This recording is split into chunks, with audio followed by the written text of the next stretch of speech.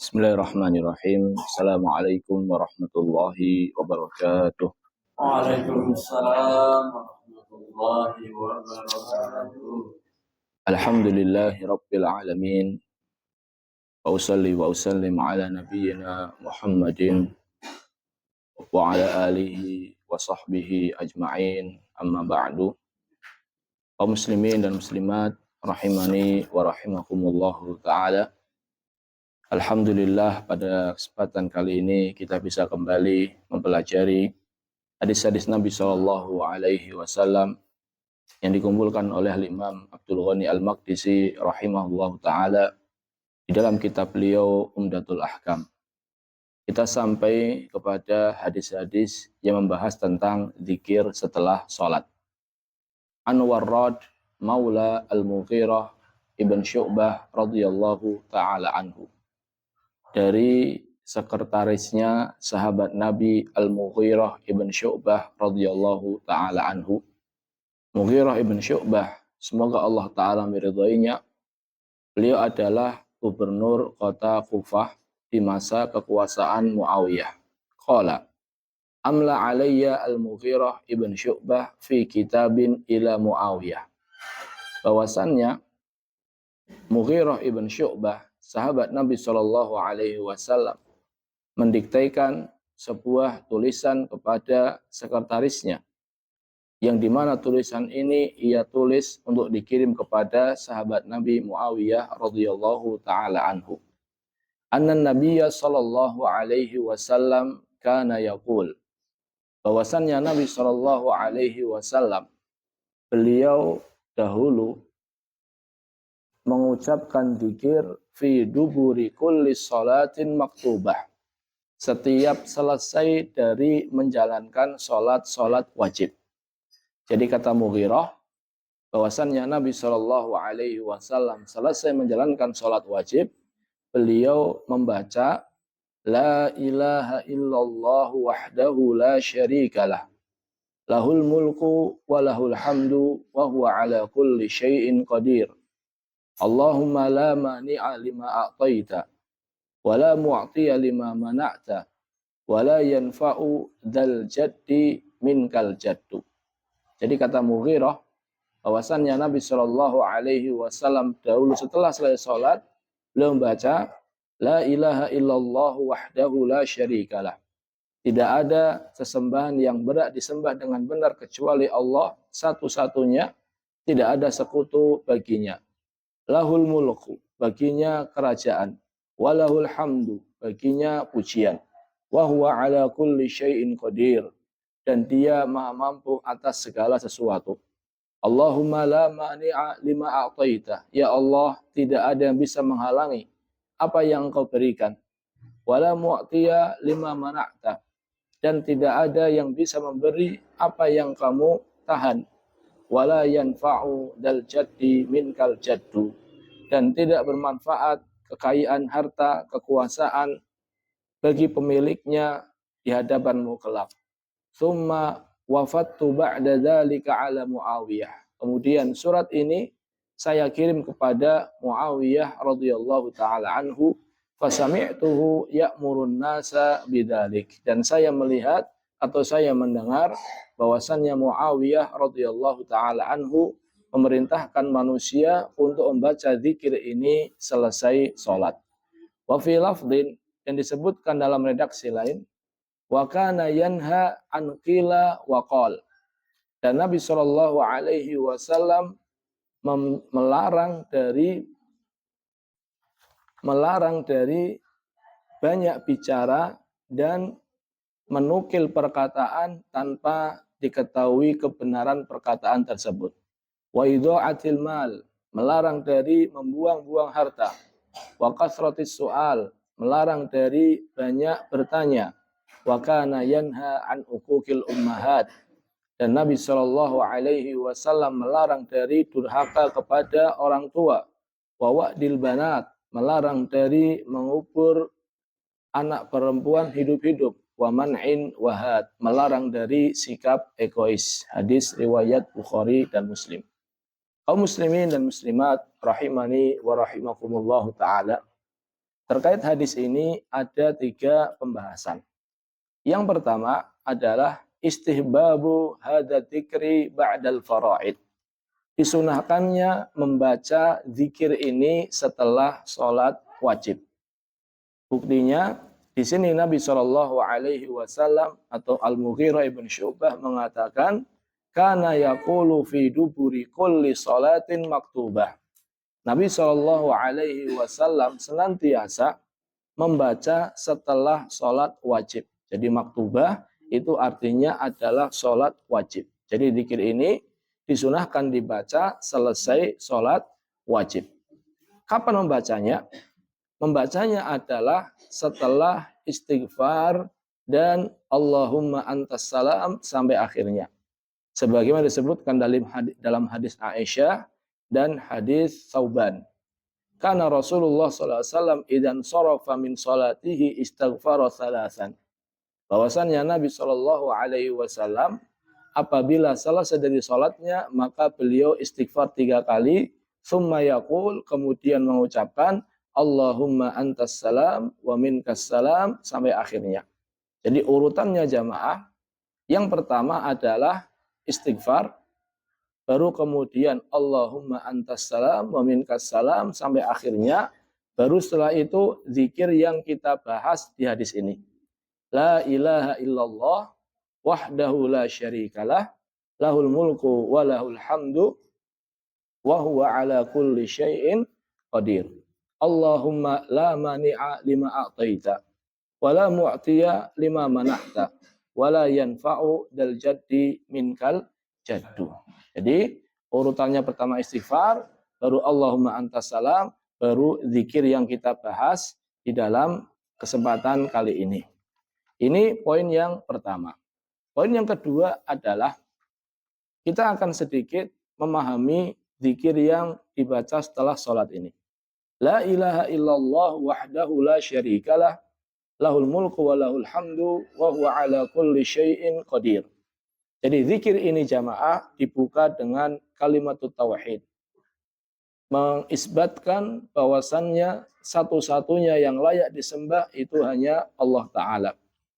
Tidak ada yang berhak disembah kecuali Allah Ta'ala. Baik itu malaikat, atau nabi, atau jin, atau wali, dan seterusnya. Mereka semuanya tidak layak untuk disembah. Jadi kita mengesahkan Allah Ta'ala, mentauhidkan Allah Ta'ala dengan membaca zikir ini. La ilaha illallah wahdahu la syarikalah lahul mulku wa lahul hamdu wa huwa ala kulli syai'in qadir. Ini poin yang pertama. Kita membuka zikir ini dengan kalimat tauhid. Kemudian kita mengatakan Allahumma la mani'a lima a'taita wa la mu'tiya lima mana'ta. Ya Allah, tidak ada yang bisa menghalangi apa yang akan Engkau anugerahkan, dan tidak ada yang bisa menganugerahkan apa yang Engkau halangi. Maka zikir ini jamaah menumbuhkan di hati seorang mukmin tawakal kepada Allah Azza wa Jalla. Apa itu tawakal?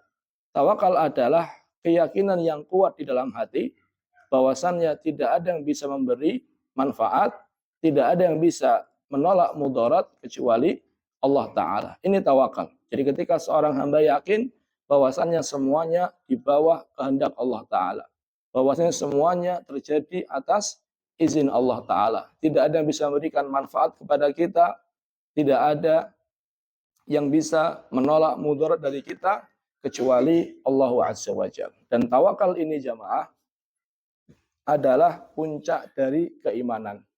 Semakin sempurna iman seorang hamba, semakin besar tawakal dia kepada Allah Ta'ala. Semakin lemah iman seorang hamba, semakin lemah pula tawakal dia kepada Allah Azza wa Jalla. Dan zikir ini jamaah dikuatkan dengan firman Allah Ta'ala. Allah Ta'ala berfirman, ma yaftahillahu linnasi min rahmatin fala mumsikalaha. Apa yang Allah Ta'ala anugerahkan dari rahmatnya untuk manusia, maka tidak ada yang bisa menghalanginya. Wa ma yumsik fala mursilalahu min ba'di. Dan apa yang Allah Ta'ala halangi, maka tidak ada yang bisa memberikannya. Jadi apa yang Allah Ta'ala akan berikan, nggak ada yang bisa menghalangi, dan apa yang Allah Ta'ala tidak berikan, tidak akan ada yang bisa memberikan. Nabi SAW juga mengajarkan kepada Abdullah bin Abbas hal yang serupa. Nabi SAW ketika Abdullah bin Abbas masih kecil, Nabi mengatakan, wa'lam annama asabaka lam yakun liyukhti'aka, wa ma akhta'aka lam yakun liyusibaka. Ketahuilah Ibnu Abbas, apa yang akan menimpamu tidak akan luput darimu.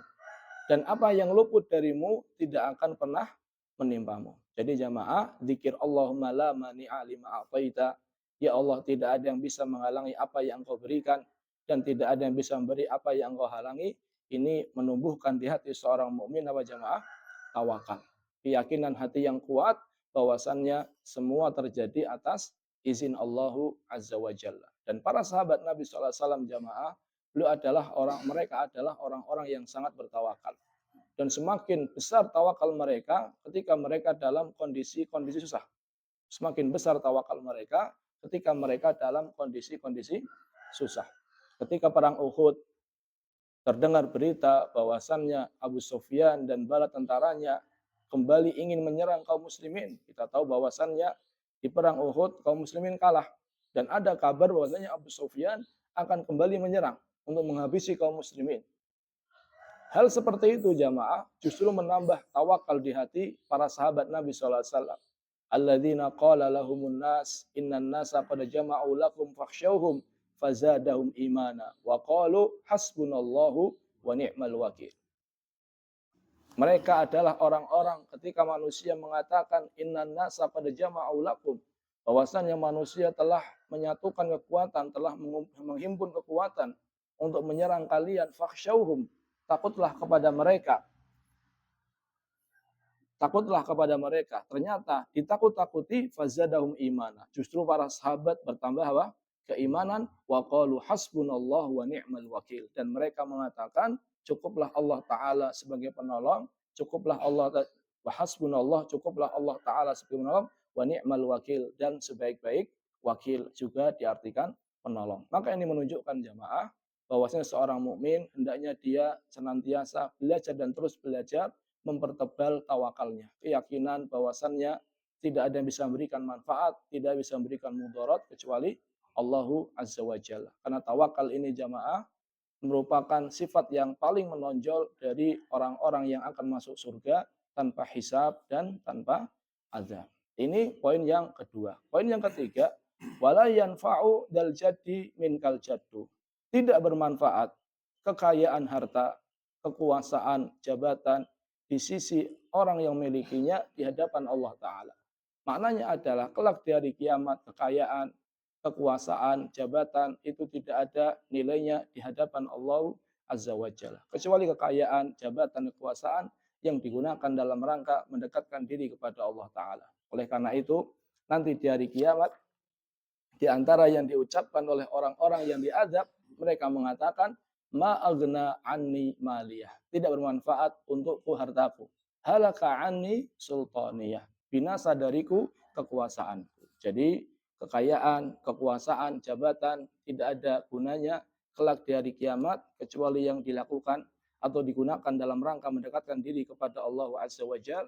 Adapun yang bermanfaat adalah amal soleh. Jadi zikir ini jamaah kita bisa bagi menjadi 3. Yang pertama adalah kalimat tauhid. Yang kedua adalah tawakal, agar seorang hamba senantiasa bertawakal. Dan yang ketiga adalah agar seorang hamba senantiasa berbanyak amal soleh. Karena yang bermanfaat di hari kiamat adalah apa? Amal soleh. Ini zikir yang kita baca setelah sholat. Kemudian Nabi SAW melarang dari 6 hal. Yang pertama adalah ankila waqal. Kila waqal itu maknanya 2. Yang pertama adalah kasratul kalam. Yang kedua adalah hikayatu aqawilin nas. Yang pertama adalah banyak berbicara yang tidak bermanfaat dan tidak hikayatu aqawilin nas. Hikayatu aqawilin nas itu mudah menukil ucapan manusia tanpa ditabayun terlebih dahulu. Ini dilarang oleh Nabi SAW. Yang kedua adalah idha'atul mal. Idha'atul mal, membuang-buang harta. Di sini maknanya adalah membelanjakannya dalam hal-hal yang tidak ada manfaatnya, baik manfaat dunia maupun manfaat akhirat. Ini yang kedua. Yang ketiga adalah an kasratis soal, dari banyak bertanya. Banyak bertanya di sini jamaah bisa jadi diartikan banyak bertanya untuk perkara-perkara yang tidak ada manfaatnya. Seperti orang bertanya, Ustadz apa hukum makan daging dinosaurus? Tidak ada manfaatnya. Karena dinosaurus sudah apa? Sudah punah. Atau mengatakan, Ustadz nanti kalau seandainya di bulan, nanti sholatnya menghadap kemana? Maka jawab aja nanti kalau sudah sampai di bulan, baru WA saya. Baru saya jawab. Jadi ini pertanyaan yang tidak ada banyak. Tidak ada manfaatnya. Di antara makna lain dari kasratis soal adalah meminta harta kepada manusia bukan dalam kondisi yang apa? Darurat. Ini larangan yang ketiga. Larangan yang keempat adalah uquqil ummahat. Larangan dari durhaka kepada orang tua atau ibu. Apa itu? Apa perbuatan atau ucapan dikatakan durhaka? Disebut sebagai ucapan atau perbuatan yang disebut ucapan atau perbuatan yang dikategorikan sebagai bentuk kedurhakaan adalah kullu fi'lin yata'adda bihil walid. Semua perbuatan atau ucapan yang bikin orang tua merasa sakit. Jadi menyakiti orang tua itu sudah disebut apa? Durhaka. Baik dengan ucapan maupun dengan perbuatan atau bahkan dengan raut muka. Jadi wajah yang cemberut dan seterusnya, kemudian menyakiti orang tua, ini juga sudah tergolong sebagai apa? Bentuk kedurhakaan. Di sini disebutkan ibu. Kenapa disebutkan ibu? Karena biasanya ibu itu lebih rawan untuk didurhakai. Namun maknanya adalah durhaka sama ibu dilarang, durhaka kepada bapak juga dilarang. Ini yang keempat. Yang kelima, an-nahyu an wa'dil banat. Larangan dari mengubur bayi perempuan. Dan ini dilakukan oleh sebagian orang-orang Arab zaman dahulu. Jadi nggak semua orang Arab melakukan hal ini jamaah. Di antaranya Umar bin Khattab, beliau tidak melakukan hal ini. Adapun ada kisah bahwasannya suatu hari Umar pernah menangis, tiba-tiba menangis, ditanya, kenapa engkau menangis wahai Umar? Mengatakan, saya ingat bahwa dulu saya pernah mengubur bayi saya. Maka ini adalah riwayat yang tidak benar. Kenapa tidak benar? Buktinya adalah Umar ini punya putri yang lahir sebelum masa kenabian, yaitu Hafsah. Kalau seandainya Umar pernah membunuh bayi wanita, tentunya Hafsah juga pernah dibunuh. Dan ternyata Umar dari Bani Adi, dan Bani Adi jamaah tidak makruf bagi mereka, tidak masyhur bagi mereka mengubur bayi perempuan. Jadi riwayat bahwasannya Umar pernah menangis karena ingat bahwasannya dulu pernah membunuh bayi perempuan, ini tidak benar. Disebutkan bahwasannya jamaah yang pertama kali melakukan perbuatan ini, yaitu mengubur bayi perempuan adalah Qais ibn Asim at-Tamimi. Kenapa dia membunuh bayi perempuan? Dikatakan bahwasanya Qais ibn Asim at-Tamimi jamaah sebelum dia masuk Islam, nanti dia masuk Islam dan bercerita kepada Nabi Shallallahu Alaihi Wasallam dulu sebelum masuk Islam, anak perempuannya ini ditawan. Ketika ditawan, Qais ibn Asim ingin menebus. Ketika ingin tebus, ternyata anak perempuan ini lebih milih untuk hidup bersama yang menawan. Jadi bukan milih hidup sama bapaknya, yaitu Qais ibn Asim, dia justru lebih milih hidup sama siapa? Orang yang menawan. Kemudian Qais ibn Asim bersumpah.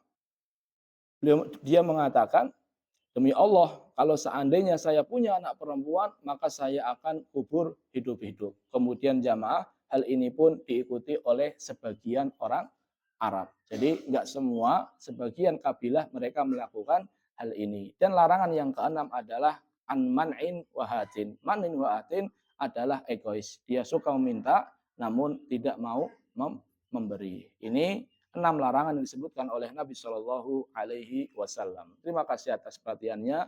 Mohon maaf atas segala kesalahan. Semoga bermanfaat. Kita tutup dengan doa kafaratul majlis. Subhanakallahumma bihamdika. Asyhadu an la ilaha illa anta astaghfiruka wa atubu ilaih. Assalamualaikum warahmatullahi wabarakatuh. Waalaikumsalam warahmatullahi wabarakatuh.